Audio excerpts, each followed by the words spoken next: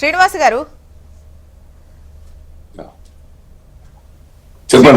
చెప్పండి. అంటే ఇప్పుడు ఏకగ్రీవాలు కూడా పెద్ద ఎత్తున జరుగుతున్నాయి.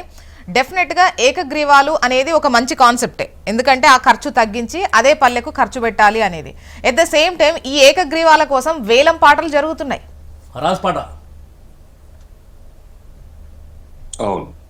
సో ఇప్పుడు సర్పంచ్ ఎన్నికలకు కూడా ఈసారి ఒక 20 లక్షలు ఖర్చు పెట్టి నేను సర్పంచ్ పదవి కొనుక్కున్నాను అని అంటే నెక్స్ట్ వాళ్లకు ఇంకో 30 లక్షలు పెట్టి కొనుక్కోవాల్సినటువంటి పరిస్థితి వస్తుంది. అంటే అది ప్రతి టర్మ్ వేలం పాటలాగా నడిచేటువంటి ప్రమాదం పొంచి ఉంది అని అనిపిస్తోంది. ఇది ఒక మంచి ఉద్దేశంతో వచ్చిన ఏకగ్రీవాలే అయినప్పటికీ ఏకగ్రీవాల్లో పెద్ద ఎత్తున నన్ను సర్పంచ్గా ఎన్నుకుంటే ఎకరం భూమి ఇస్తా, నన్ను సర్పంచ్గా ఎన్నుకుంటే ఒక 20 లక్షలు ఇస్తా, అభివృద్ధి కోసం ఒక 30 లక్షలు ఇస్తా అని చెప్పేసి ఇంత పెద్ద మొత్తంలో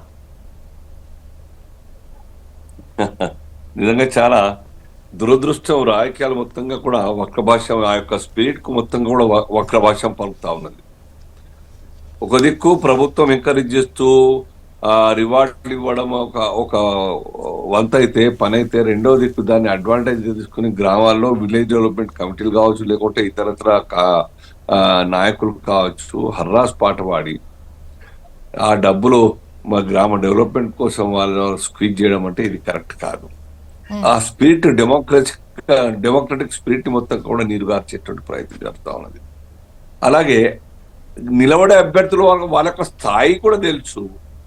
రాబోయే కాలంలో సర్పంచ్ గా ఎన్నికైనా కానీ ఆ గ్రామ పంచాయతీకి ఆ రకమైన ఇన్కమ్ ఉండదు, గ్రామ పంచాయతీకి అఫీషియల్ గా ఇన్కమ్ ఉండదు. ఒకవేళ అవినీతికి పాల్పడాలనుకున్నా కానీ అంత డబ్బు ఆయన సంపాదించి అక్కడ దారాదత్తం చేయలేడు. అయినా ఫాల్స్ ప్రామిసెస్ చేసి ఇరకాటంలో పడతా ఉంటారు. మొన్న మధ్య బోత్ కాన్స్టిట్యున్సీలో ఒక గ్రామ సర్పంచ్ పోటీ చేస్తున్న క్యాండిడేట్ అనేక ఫర్మానాలు, ప్రతి ఇంటికి ఇన్సూరెన్స్ బీమా చేపిస్తా అంటున్నాను, ఆ ఊరు డెవలప్మెంట్ కోసం ఇంకేదో ల్యాండ్ ఇస్తా అని చెప్తా ఉన్నాడు, ఆయన ఆస్తిలో కొంత భాగం ఇస్తా అంటున్నాడు. విచిత్రమైన ప్రామిసెస్ ఇవన్నీ కూడా. ఎటుపోతుంది అంతా కూడాను. ఎవరు కూడా ఖండించే వాళ్ళు లేరు. ఇది మంచి పద్ధతి కాదు, మీరు ఎట్లా మాట్లాడతారు, ఎట్లా ఇస్తావు, నీ జేబులకి ఎట్లా ఇస్తావు, ప్రభుత్వం దగ్గర ఆ యొక్క యోజన లేనప్పుడు నీ జేబులకి ఎట్లా ఇస్తావు, తెల్లారి మా దగ్గర సంపాదించనీకా అని చెప్పేసి మాట్లాడు. ఆయన middle class, lower middle class candidate ఆయన. ఈ పరిస్థితిలో డెమోక్రసీకి అర్థం ఏముంటుంది జోష్ణ గారు? ఎలక్షన్స్ ఒక దిక్కు, గుడ్ గవర్నెన్స్ కోసం, గ్రామ స్వరాజ్యం కోసమే మరి జరుగుతున్నటువంటి ఎన్నికల్లో మరి పారదర్శకంగా జరగాల్సిన. ఇప్పుడు సర్పంచ్ ఎన్నికలకు సంబంధించి ఒక సర్పంచ్ అయితే ఒక 30-40 లక్షలు ఖర్చు పెట్టుకున్నారని అనుకోండి. అంటే అదొక చిన్న యూనిట్కి 30-40 లక్షలు ఖర్చు పెట్టుకున్నారంటే వాళ్లకు సంపాదించుకునే స్కోప్ ఎక్కడ ఉంటుంది? అంటే వాళ్ళు ఏ ఆస్పెక్ట్లో వాళ్ళు ఇది వెనక్కి తెచ్చుకుంటారు? వాళ్ళకి ఉన్న దారులు ఏంటి? సమస్య లేదు, అవినీతి తప్ప. అవినీతి దారులు వెతుకుతా ఉంటారు వాళ్ళంతా కూడాను. నేను ఖర్చు పెట్టింది నాకు రావాలి, మళ్ళీ రాబోయే ఎలక్షన్ కోసం ఖర్చులు వెళ్ళాలి, ఆ తయారీలో కూడా ఉండేటువంటి మ్యాక్సిమం గా ఉంటా ఉన్నారు.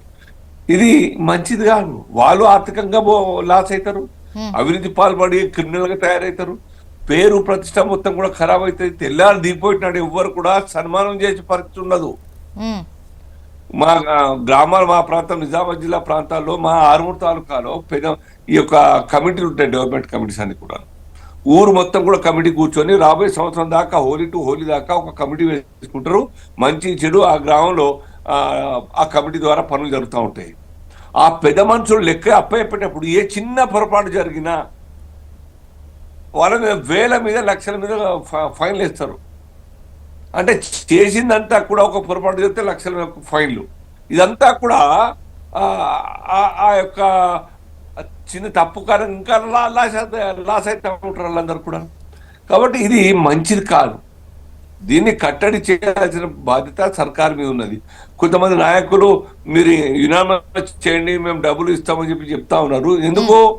అక్కడ ఎలక్షన్స్ అవాయిడ్ కావాలి, ఖర్చులు తగ్గాలి, దారాదత్తం మందులకు కావద్దు, లైన్ బార్ అండ్ బార్ మొత్తం కూడా ఊరంతా బార్ లాగా తయారవుతున్నది. ఇది మంచిది కాని ఉద్దేశం ఫర్మానాలు చెప్తా ఉంటారు.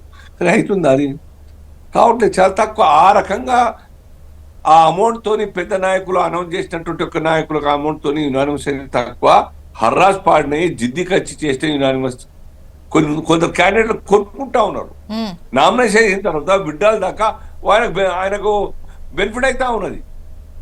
ఎస్, ఇగో నేను ఇస్తే 10 లక్షలు తీసుకో డ్రాప్గా అని చెప్పేసి ఈ రకంగా కూడా జరుగుతూ ఉన్నాయి కాంప్రమైజ్.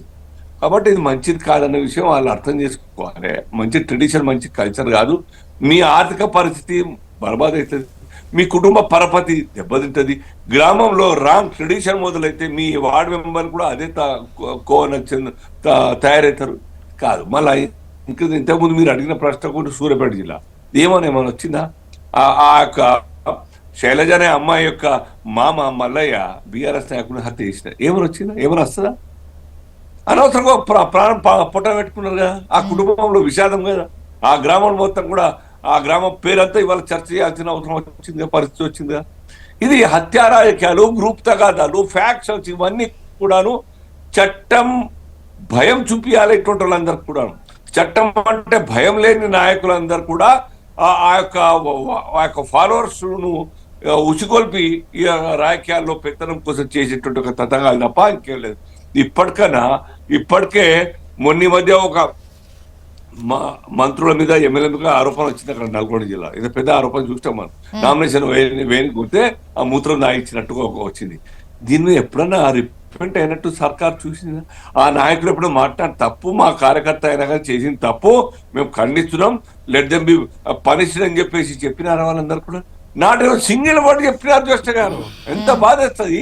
ఇంత ఘోరమైనటువంటి ఆ పని చెప్పుకోవడానికి సిగ్గుచేటుగా ఉండేటువంటి పని ఆ అమ్మాయి భర్తను అట్లా హింసించి ఎత్తుకపోయి కిడ్నాప్ చేసి ఇదేం పద్ధతి? రాజకీయ నాయకులు 10 మందికి ఆదర్శం ఉంటారు. 10 మంది 10 కాలాల పాటు వారి యొక్క సమావేశాల్లో చెప్పుకునేటట్టు ఉండాలి. ఒక క్యారెక్టర్, నడవడిక, పనితీరు విధానం, పరిపాలన విధానం. కానీ ఈ రకంగా ఉసిగొల్పి ఆ యొక్క గ్రూపుని మొత్తం కూడా తప్పుదారి పట్టించి తమ స్వార్థ రాజకీయాల కోసం బెనిఫిట్ అయ్యే విధంగా వాళ్ళని తయారు చేయడం అంటే మంచిది కాదు.